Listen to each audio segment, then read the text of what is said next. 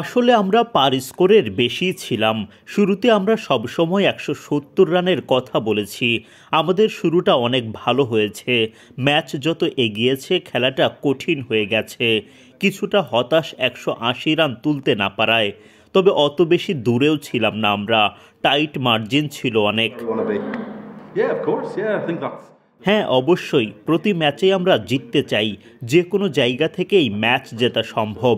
প্রথম ইনিংসেই দেখা গেছে প্রথম ১০ ওভার শেষে ম্যাচটা আমাদের হাতেই ছিল। আমরা সব সময় বিশ্বাস রেখে গেছি যে ম্যাচটা আমরা জিততে পারি।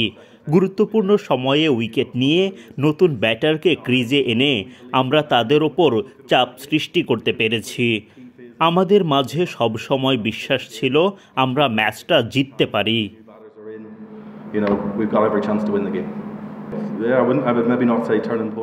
আমি টার্নিং পয়েন্ট বলবো না, তবে বিগ পয়েন্ট। তবে এটা নিয়ে অনেক কথা হয়েছে আমাদের মধ্যে। যদি অন্যভাবে ঘটনাটা ঘটতো, ক্যাচ নিয়ে ফেলতে পারতাম, আউট হতো, তাহলে এটাই হয়তো যথেষ্ট হতে পারত জয়ের জন্য। কিন্তু এটাই আসলে ক্রিকেট খেলা।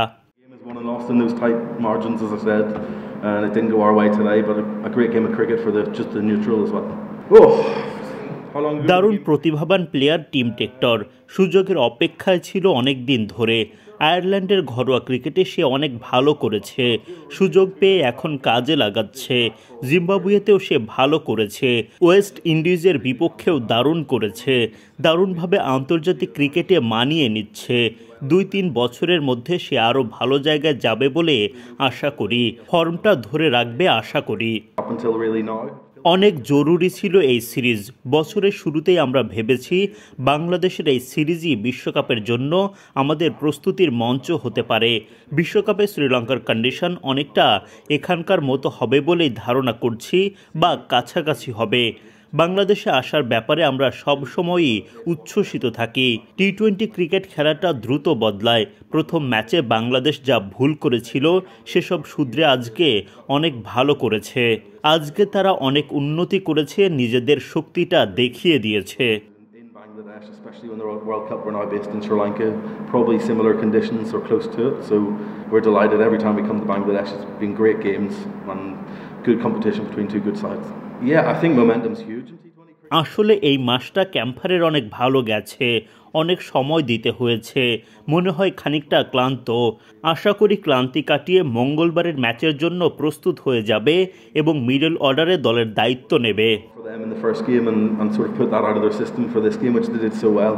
You saw the difference in their power play between the last one and this, so they've improved a lot there, and we've got to do the same come third match during the day. Just one more query. What happened to Curtis Kemper? Was he injured or?